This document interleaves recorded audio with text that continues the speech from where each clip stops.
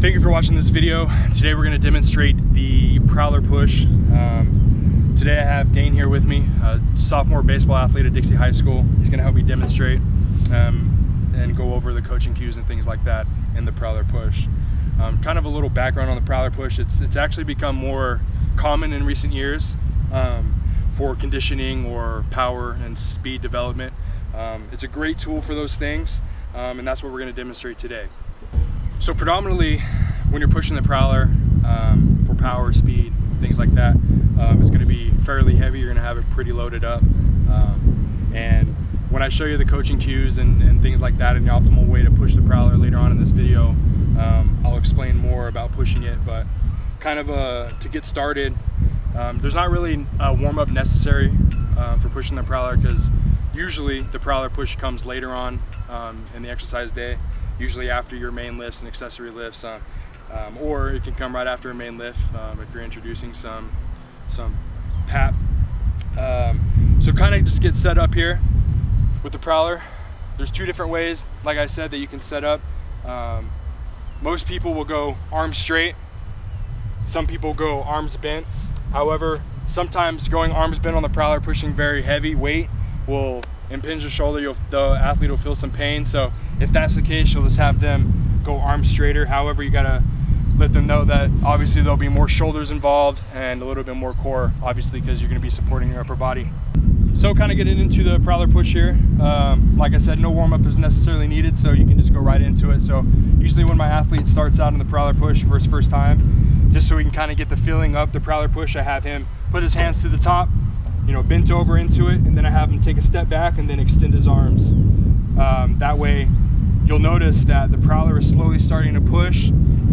That's where the optimal acceleration angle comes into play, and that's what's going to help ultimately drive the weight when it starts getting heavy, and it'll help them focus being the 45-degree angle.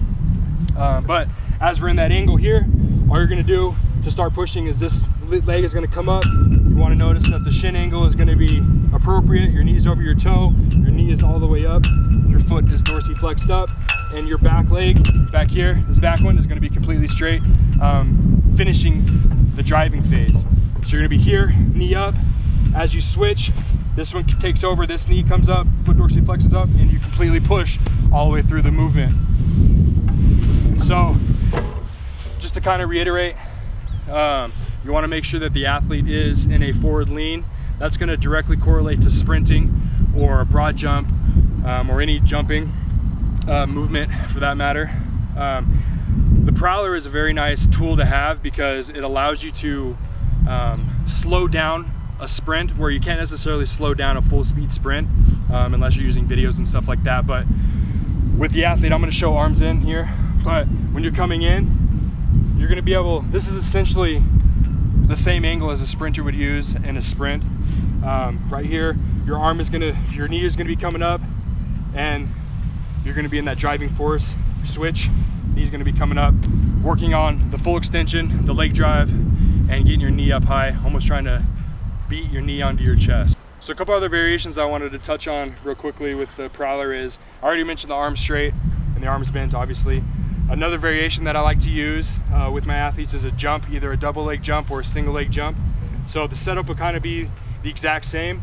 You'll come in arms bent or arms straight. I prefer arms bent. I feel like I have more control over the Prowler and stuff like that. So instead of reaching up high, you want them to go down on the poles a little bit. Or if you have a football pad bar, which would be the best option, because you can physically put your shoulders in the Prowler and you'll be able to push it basically without your hands. But if you don't have that, set up right here, come in here, choke down on it. All you're going to be doing is you're going to bring your legs up here like you're sitting in a seat. Notice how you're in a 90. All you're going to do is you're going to push, jump, just like that. And obviously the movement would be repetitive. I like to go 5 or 6 reps with that. Another variation that I also really like to use, but I don't have the necessary tools for it, but if you can kind of imagine with me, pull the Prowler back. Essentially does the same thing as a Prowler push. However, it's a drag. You would take a chain. Most of these Prowlers have a hole where you can connect chains. You can do sled drags with it. Another great tool for speed development.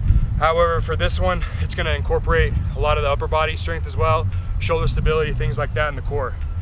So you'll take a chain, wrap it up, get yourself some hand straps or something to hold on to, and the Prowler will be behind you. It's gonna be hard for me to get into the angle, but try to imagine me getting into a 45-degree angle here, pulling with heavy weight, but you're still gonna have that forward drive, still aiming for the knee drive, dorsiflexion of the foot, and the complete extension through the back leg. So we're gonna get into it now, where I'm gonna have Dane demonstrate the Prowler push, and then I will show some coaching cues and re-elaborate on some things that we're looking for. All right, guys, so I'm gonna have Dane demonstrate the Prowler push now. I'm gonna go over some coaching cues and some things to look for and some things to avoid while you're pushing the Prowler, okay? So Dane will set up. He's pretty used to using the Prowler, so he doesn't have to push into it. He knows his angle, he knows how to get it. But notice he'll go into, just go a slow push. He's gonna go into a slow push, and he's gonna drive up, fully bring that knee to a chest, foot dorsiflexed up. Good, bring the Prowler back. We'll go through it one more time. So you'll notice he brings this knee high, fully flexing at the hip, knee high to the toe, all the way up, knee high, fully extending the back leg, knee high, just like that. Good, bring it back. So we're over exaggerating it. Obviously it would be a little bit faster. And so for this time, all I'm gonna have him show you is his transition into the next step. So, because you want that next kick to be a full push through the ground.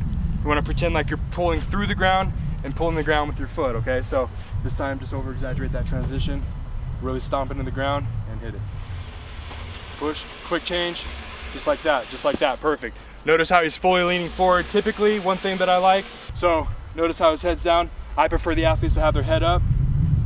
Not too far up where you're over exaggerating the neck, but just so they can kind of see. And then also, if your head is below your chest or your stomach, you know, you have a chance to get lightheaded and things like that and feel sick, a little bit easier. So real quick, one other thing I wanted to show with this Prowler push is, as Dane's pushing the Prowler, sometimes you might notice that when the athlete is pushing heavy weight or they start getting fatigued in the Prowler push, you'll notice them only really pushing with their upper body, and their hips will sag out and they'll look kind of like a upside down L. That's one thing you want to try to avoid. So Dane's gonna be pushing the Prowler here. He's acting fatigued, how his hips are sticking out, so stop for me. If you see your athlete or whoever's pushing the Prowler do that, get back into position for me. If you see your athlete doing that, all you're gonna wanna do is come up, hey, straighten out those hips, push your hips down, and then continue, walk with them, make sure they're doing it correct. Because obviously the Prowler is a very hard push. It's very taxing. Like I said, it can be used as a power development, speed development. Typically those are done with heavier weights. You want them at near 80%, 90% of max. That way they're going max effort, complete leg drive, and really trying to put the work in. It can be used as a conditioning tool as well. Obviously pushing heavy weight will be a conditioning tool. You'll feel super tired. If you've ever done the Prowler, you know what I'm talking about. But if you're gonna do it for more cardio basis, let's go lighter weights, and obviously push for speed and stuff like that. Typically what I have my athletes do is, in the gym we have a 10, 15 yard, 20 yard piece of turf. I'll have the athlete push 10 yards down, rest however long it takes them to turn the Prowler, give them 3 to 5 seconds, and then back to a max effort push down to the other end. Like I said at the beginning of the video, usually the Prowler isn't done alone. It's done after a main exercise, sometimes after accessory work, but it's done usually max effort, 10 to 20 yards on the push, and it's done about 3 to 5 sets. In closing here, I just wanted to mention a couple things. Spotting and safety. Obviously the Prowler push is a fairly safe a piece of equipment to use. You don't necessarily need spotting because it's attached to the ground. However, sometimes I have had athletes in the past where if you have 4 poles here, imagine there's 4 poles and we're going for speed, doing a conditioning workout. A lot of times athletes will push the Prowler and they'll jump across to the other side to push again. There's weights that are going to be right here, so you got to jump over them. Sometimes that can create some problems.